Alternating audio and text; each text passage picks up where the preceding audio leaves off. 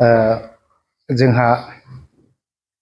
दा 2023-24 नि directorate of sports and youth वेलफेयरनिफ्राय दा जोंहा बड'लेण्ड स्पोर्ट्स मीट अर्गानाइज खालामनो थांगासिनो दा बे सेकेंड बड'लेण्ड स्पोर्ट्स मीट हिसाबै अर्गानाइज खालामनाय जागोन बेबायदिनो सिमिलार जोंहा सिगाङावबो बे इवेंट्सआ जाबाय थायो किन्तु बड'लेण्ड स्पोर्ट्स मीट हिसाबै एहाय एबार अर्गानाइज खालामनाय जागोन दा जोंना भेन्यूआ जादों बे साइ एसटिसि क'क्राझार नैबे काटालगुरियावनो दा बेहाय जोंहा दा गासिबो BTR नि मोनबा डिस्ट्रिक्ट्सनिफ्राय जोंहा एराउन्ड 1000 पार्टिसिपेन्ट्स बेहाय पार्टिसिपेट खालामगोन एबार जोंहा मोनबा स्पोर्ट्सआव बे कम्पिटिशनखौ अर्गानाइज खालामनो थांगासिनो बेहाय जोंहा archery athletics football volleyball kabaddi दा बेखिनि डिसिप्लिनाव जागोन दा बेखौ अर्गानाइज खालामनायनि मेन मटिभआनो जाहैबाय जाहाथे जोंहा गासिबो मिन्थिखायो BTR आव मोजां स्पोर्ट्स गेलेग्रा मोजां पटेनशियल थानाय बिनि गेलेग्राफोर दं जाय माने बेलेग बेलेग गोजौ लेभेलावबो गेलेहैनो हानाय प्लेयार्स दं जोंनि बे स्पोर्ट्स मीटआव ओपन हिसाबै जों एबार स्कोप होदों दा बेहाय जाहाथे जोंनि प्लेयार्सफोरा गेलेहैनानै मोजां गावसिनि टेलेन्ट बा स्किल्सखौ श'केस खालामनायनि प्लेटफर्म मोनो बेजों लोगोसे मोजां कम्पिटिशन एक्सपोजार्स जाहाथे बिसोरो डेभेलप जायो दा बेफोरबायदि मटिभ्सखौ लानानै दा जों दा स्पोर्ट्स डिपार्टमेन्टनिफ्राय बेहाय नैबे बड'लेण्ड स्पोर्ट्स मीटखौ खुंनो थांगासिनो दं बे जोंना बे खेलाया 15, 16, 17 बे सानथामनि प्रग्राम थागोन बेहाय 15 तारिखआव जोंहा ओपनिं सेरेमनि दं दा बे ओपनिं सेरेमनियाव गासिबो डिस्ट्रिक्ट्सनियानो फैनानै पार्टिसिपेट खालामगोन बिनि उनाव आरोबाव जोंना बे बड'लेण्ड स्पोर्ट्स मीटजों लोगोसे बड'लेण्ड इन्डिजिनियास गेम्स एस'सिएशननि थ्रुयैबो जोंहा इन्डिजिनियास गेम स्पोर्ट्सखौ अर्गानाइज खालामनाय जागोन दा बेजों लोगोसे आरो जोंहा एबार गिबि खेबनि थाखाय स्पोर्ट्स डिपार्टमेन्टनि फ्रायनो जों माखासे दिव्यांगन स्पोर्ट्स होननाय जाय पार्सन विथ डिसेबिलिटिसफोरनि थाखाय खेलाखौ एबार गिबि खेबनि थाखाय जों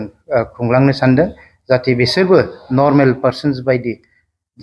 जेरै नर्मेल पार्सनफ्रा गेलेलाङो बेबायदिनो इकुवेल अपरचुनिटि जाहाथे बिसोरो मोनलाङो गावसिनि लेभेलाव गावसोर पार्टिसिपेट खालामगोन जाहाथे बिसोरबो मोजां प्लेटफर्म बा एक्सप'जारनि गेजेरजों उनाव माखासे पेरालिम्पिक्स स्पोर्ट्स मीटफोराव जाहाथे बिसोरो स्टेट लेभेल नेशनेल लेभेल बा इन्टारनेशनेल लेभेलाव बिसोरो कम्पिट खालामहैनो हायो दा एबार जोंहा फार्स्ट टाइम बेबायदि बिसोरनो थाखाय मोजां प्लेटफर्म होनाय जागोन बेहाय जोंहा टीम्सफोरा डिस्ट्रिक्टआव सेलेक्ट खालामनानै बेहाय डाइरेक्ट गेलेफैगोन डिस्ट्रिक्टनिफ्रायनो सेलेक्टेड जानानै बिसोरो डिस्ट्रिक्ट कन्टिनजेन्ट हिसाबै बेहाय फैनानै पार्टिसिपेट खालामफैगोन जोङो स्पोर्ट्स डिपार्टमेन्टनिफ्राय एबार जिहेतु सेकेन्ड बड'लेण्ड स्पोर्ट्स मीट खुंनो थांगासिनो दङ 15, 16 आरो 17 तारिखसिम दा बेहाय जोंनि बर'नि इन्डिजिनियास गेम्स जायखौ जोङो होनो जोंनि बर'नि मोनसे सम्पति दिनै जोङो मडार्न गेम्सखौ कन्डाक्ट खालामगासिनो दं खिन्थु जाहा जोंनि जाथि हिसाबै जोंनि बर'नि नेरसोन हिसाबै सम्पति हिसाबै जोङो इन्डिजिनियास गेम्सखौबो लाफानाय जाहैदों आरो बे इन्डिजिनियास गेम्सआव थागोन जोंना खमलायनाय मेइन एट्रेक्शना जाहैदों खमलायनाय बेजों लोगोसे थागोन जोंहा दारिया फान्था बाथा दंफां बुखुनाय गिला गेलेनाय दावब' आथिं खारनाय आरो बोराय बुरै दा बे इन्डिजिनियास गेम्सआ जोंहा सिगांनिफ्रायनो खुंगासिनो दङमोन आरो बे इन्डिजिनियास गेमखौ बड'लेण्ड स्पर्ट्सआव इनक्लुड खालामनाय जाहैदों। दा सेकेन्ड जोङो बाहाय गेलेनाय जागोन। खिन्थु जोंना इन्डिजिनियास गेम्स फेस्टिभेल हिसाबै जोङो 13 इन्डिजिनियास गेम्स फेस्टिभेल जाहैगोन। दा बिनि जोंनो मेन उद्देश्य जाहैदों मा, बे जोंहा मोनबा डिस्ट्रिक्ट दं। बे मोनबा डिस्ट्रिक्टआव जोंहा अलरेडि सेलेक्टेड जानानै नैबेहाय सेन्टाराव जोङो बाहाय गेलेफैगोन। दा बाहायनो गासिबो फाइनाला जाजोबगोन। दा बिनिफ्राय जोंहा मोनसे स्कप होनाय आरो जोंहा मानो होनबा इन्टार डिस्ट्रिक्टबो दं आरो जोंहा नेशनेल लेभेल दं, इन्टारनेशनेल लेभेलबो दं। दा बेहाय जोङो नैबेबादि मोनसे प्लेटफर्मखौ मोनोबा जों गथ'फोरखौ प्रेक्टिस होनाय गेलेनाय मोनसे कम्पिटिसन मायाव लाबोनो हायोबा गथ'फ्रा जोंहा आरो साबसिन हामसिन जाहैयो। दा बिनिखायनो जोंनि बे इन्डिजिनियास गेम्सखौबो स्पर्ट्स डिपार्टमेन्टआ बा जोंना गभर्नमेन्टआ बेखौ इनक्लुड खालामनायनि थाखाय जोङो इन्डिजिनियास गेम्स एस'सिएशननिफ्राय बिथांमोनखौ जोङो थेंक इउ बा साबायखर बावहरो। मानो होनबा बेबादि स्कप मोनबाय थायोबा जोंनि इन्डिजिनियास गेमबाबो सानसे बेलासे समाव मडार्न गेम्सआव जोंबो बेखौ लांनो हागोन आरो गुबुन जाति बा गुबुन स्टेटआबो बे गेमखौ गेलेनायनि मोनसे खाबुखौ मोनगोन। दा ओंखायनो जोङो जोंनि बे डिपार्टमेन्टखौ जोङो साबायखर बावहरो बिथांमोनहा बेबादि स्कप होनायनि थाखाय। आरो जोंनि उननि फिउचारखौ जोङो एसे खिन्थाबावनो नागिरदों। जोंनि थांखिया जाहैदों मा, बे जोंनि इन्डिजिनियास गेम्स खमलायनाय, गिला गेलेनाय, बाथा गेलेनाय, धप गेलेनाय, दारिया फान्था गेलेनाय बा दंफां बुखुनाय, बेबादि इन्डिजिनियास गेम्सखौ जोङो मडार्न गेम्सआव कनभार्ट खालामनानै जोङो नाजागासिनो दङ जे जोङो बेखौ इन्डियान अलिम्पिक एस'सिएशनाव बेखौ सोनो हायो नामा। दा ओंखायनो गभर्नमेन्टनि जुदि जोंहा सापर्टखौ मोनबाय थायोबा निस्सय दिनै नङा गाबोन जाहैगोन, गाबोन नङा समफोर जाहैगोन। दा बे जोङो बेखौ आसा खालामदों आरो दा नैबेहाय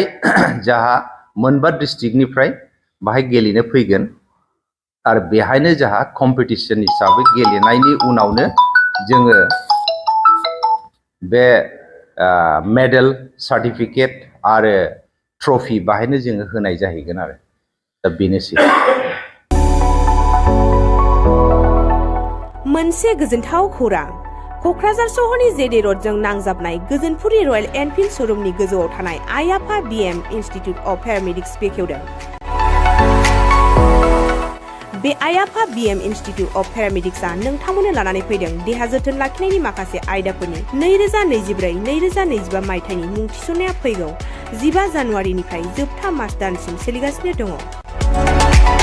10+2नि उथ्रिसारनाय बिजाथि एबा फरायसाफोरा बे पेरामेडिक्सआव गावारि सोलोंथाइखौ लानो हागोन। क'क्राझार सहरनि गोजोनपुरि एबा गांजिमा बाजारजों नांजाबनाय आइ आफा बिएम इनस्टिट्युट अफ पेरामेडिक्सआ नोंथांमोननि थाखाय गोदान मुं थिसननाय आयदाफोरा जादों medical laboratory technology, first aid patient care and assistant nursing, OT technician, ICU technician, radiology technician कर्सखौ 2 बोसोरनि गेजेरावनो आबुं खालामनानै बिएसएस डिप्ल'माखौ लानो हागोन। लोगोसे गासैबो डिप्ल'माखौ लानायनि उनाव सोरखारि साख्रि मोननायनि सुबिदाबो दङ। जुदि नोंथांमोनहा बेफोर कर्सनि थाखाय गोदानै मुं थिसननो गोसो दङब्ला आइ आफा बिएम इनस्टिट्युट अफ पेरामेडिक्सनि नैबे जानबुं नम्बर 9395899391 एबा 86383917